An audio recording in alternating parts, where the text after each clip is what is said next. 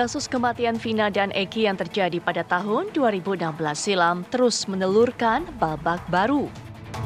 Sebelum memberikan pengakuan bahwa dirinya memberikan kesaksian palsu atas perintah Ibtu Rudiana, ayah Eki, Dede telah dilaporkan oleh kuasa hukum 6 terpidana. Hari ini Barreskrim Polri melakukan gelar perkara awal atas laporan terhadap Aep dan Dede. Polisi melakukan penyelidikan untuk mengetahui objek yang dilaporkan serta barang bukti yang disampaikan pelapor. Tidak ada istilahnya gelar perkara ulang. Yang dilakukan Barreskrim saat ini, yaitu hari ini jam 11, diagendakan jam 11.00, adalah gelar perkara awal. Gelar perkara awal itu apa? Ini hal yang biasa dilakukan oleh Barreskrim dan hal biasa yang dilakukan manakala kita mendapat laporan polisi. Kaitan hari ini adalah laporan polisi kepada saudara Dede dan Aep. Ini adalah proses dimulainya penyelidikan. Karena ini untuk kita keperluan mengetahui, penyidik mengetahui apa sih yang dilaporkan, kemudian objek apa yang dilaporkan, barang bukti apa yang disampaikan ini kepada pelapor. Saat ini ada 2 laporan yang masuk terkait kasus Vina, yaitu laporan terhadap Aep dan Dede yang memberikan kesaksian atas kematian Vina dan Eki tahun 2016 silam, serta laporan terhadap Ibtu Rudiana. Dede sebagai saksi kunci seakan tak gentar buka suara perihal kesaksian palsu yang diberikannya pada tahun 2016 silam. Dede mengaku siap dengan segala konsekuensi atas kesaksiannya. Aep menelpon saya dan mengajak saya ke Polres tanggal 2 September. Tanggal 2 September malam hari sekitar jam 7-an. Saya antar lah, saya mikirnya kan Aep orang rantauan Pak. Karena nggak tahu daerah situ, saya antar ke Polres. Nah setelah dalam Polres saya tanya, mau ngapain di sini? Katanya buat keterangan saksi anaknya Pak Rudiana yang meninggal. Nah setelah itu, saya tanya, emang mau ngapain kan? Kita tidak tahu peristiwa itu. Nah udah katanya nanti saya arahin, saya ikutin apa kata saya katanya. Dia bilang gitu. Nah terus Pak Rudiana datang lah. Saya tanya ke Pak Rudiana juga, Pak Rudiana mau ngapain? Buat keterangan apa? Saksi anak saya meninggal. Nah disitulah diceritakan. Saya nongkrong di warung. Kalau warung itu bener Pak, warung malam hanya membeli rokok. Cuman ada segerombolan anak nongkrong, pelemparan batu, bambu, pengejaran, segerombolan motor ada di situ. Sebenarnya nggak ada Pak. Sudah diceritakan sebelum masuk BAP itu sudah diceritakan. Lantas, apa temuan dari gelar perkara awal ini? Jika Dede bersikap kooperatif dengan mengaku bahwa kesaksiannya palsu, bagaimana dengan Aep? Akankah gelar perkara ini bisa mempengaruhi nasib para terpidana kasus Vina? Dan akankah penyelidikan kasus ini juga bisa mempengaruhi hasil sidang peninjauan kembali Saka Tatal yang digelar esok hari? Dari Jakarta, tim TV One mengabarkan. Anda sudah mendengarkan tadi apa yang menjadi keterangan palsu yang diungkapkan oleh Dede pada 2016 lalu. Menurut Dede tentunya, apa yang benar-benar ia alami atau kejadian sesungguhnya dengan apa yang ia katakan ini sebagai perintah, sebagai instruksi dari Ibtu Rudiana. Nah, hari ini pihak kepolisian Barreskrim ini melakukan gelar perkara awal karena pihak kuasa hukum dari para terpidana kasus tewasnya Eki dan Vina ini melaporkan Aep dan Dede yang telah memberikan keterangan palsu. Nanti kita akan perdalam lebih lanjut lagi termasuk juga apa yang sudah dilakukan pada tahapan ini. Sudah bergabung para narasumber bersama kita. Kita akan dengarkan nanti bagaimana pandangan dari Komisioner Kompolnas yang sudah hadir bersama kita. Sudah ada Pak Albertus Wahyu Rudanto. Selamat malam Pak Wahyu. Baik, kemudian kita juga akan melihat kasus ini dari sudut pandang hukum pidana. Bagaimana perkembangannya sejauh ini? Pak Kudri Sitompul juga akan memberikan pandangannya untuk kita. Assalamualaikum warahmatullahi wabarakatuh. Malam Pak Kudri. Waalaikumsalam, selamat malam Mbak Putri dan pemirsa. Baik, dan juga sudah terhubung kita dengan kuasa hukum dari para terpidana kasus ini. Sudah ada Bang Ruli Panggabean. Ya, selamat malam Bang Ruli Panggabean. Baik. Selamat malam. Ya, kami pastikan lagi Bang Ruli bahwa Bang Ruli ini merupakan kuasa hukum dari para terpidana kasus tewasnya Vina dan Eki. Dan juga nanti kita akan langsung saja mengetahui Bang Ruli, ini tadi sudah berlangsung proses gelar perkara awal, apa yang dilakukan, apa yang didalami dalam proses ini tadi? Silakan diceritakan Bang. Baik, betul tadi siang kami sudah menemui atau telah datang ke Barreskrim atas undangan Barreskrim untuk mengadakan gelar awal. Ya memang dalam setiap laporan polisi yang biasa kami lakukan itu memang dimulai dengan adanya gelar awal. Di mana gelar itu kemudian penyidik meminta bukti-bukti apakah ada tambahan dan kemudian apakah ada hal-hal lain yang akan disampaikan sehubungan dengan akan diadakannya penyelidikan oleh pihak Barreskrim. Saya kira inti permasalahannya adalah itu. Baru setelah itu nanti pada akhirnya mereka menyimpulkan akan mengadakan penyelidikan untuk itu. Tentu dalam penyelidikan itu nanti akan mengundang semua yang dianggap terlibat dan lain sebagainya untuk memperkuat, untuk melihat terangnya masalah ini dan kemudian nanti diadakan lagi gelar selanjutnya. Baik. Begitu. Ya, hari ini adalah gelar perkara awal untuk kasus melaporkan Aib dan Dede dengan memberikan keterangan palsu. Betul begitu ya, Bang Ruli? Betul, betul. Baik, ada betul. bukti tambahan apa yang dibawa pada hari ini? Ya, pada hari ini telah datang juga kuasa hukum Dede, karena Dede kemarin itu datang ke DPN Peradi beserta melalui Pak Dedi Mulyadi dan kemudian menceritakan seperti yang ada tadi dalam trailer tadi awal bahwa apa yang dia saksikan atau apa yang dia lihat itu semuanya tidak benar gitu. Jadi itu yang bukti tambahan yang kami sampaikan. Baik, Pak melalui kuasa hukumnya. Baik, melalui kuasa hukumnya. Baik, Pak Kudri, tadi kita sudah dengarkan bagian pernyataan disampaikan pihak Barreskrim yang mengatakan tidak ada gelar perkara ulang. Ini merupakan gelar perkara awal. Padahal sebelumnya sempat ada keterangan dari pihak kepolisian menyatakan gelar perkara ulang. Apa sebenarnya perbedaan dari dua hal ini?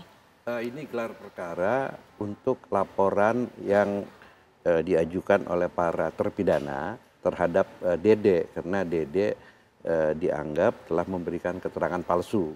Jadi ini bukan gelar perkara pokoknya, bukan, ini perkara baru. Ini karena dilaporkannya Dede, jadi bukan perkara yang lalu. Nah ini kan di dalam proses kepolisian itu ya, ini kan baru tahap penyelidikan, bukan penyidikan.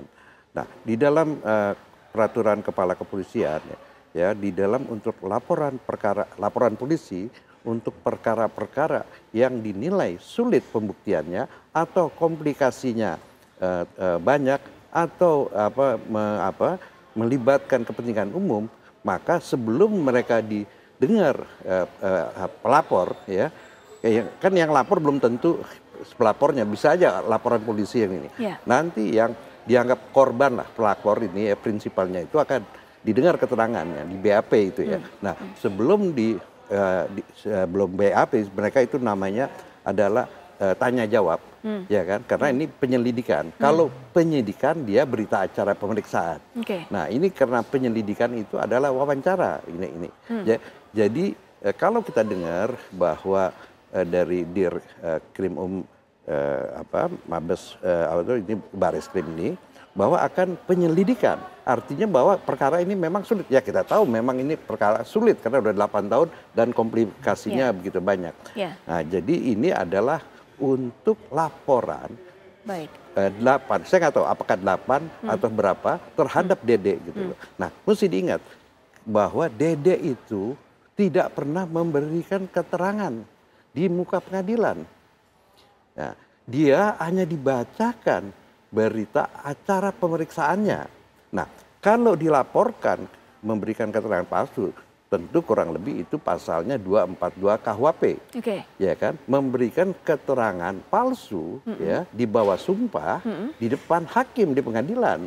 Artinya keterangan palsu hanya bisa diberikan saat ia dihadirkan di pengadilan. Di pengadilan dan di bawah sumpah. Kalau hanya pada saat diminta pada BAP apa namanya? Dalam fakta ini, ya kan, Dede itu kan tidak dihadirkan di pengadilan dan dia tidak disumpah. Ya. Nah, tentu ini menurut saya akan sulit dikenakan 242 KUHP karena ini adalah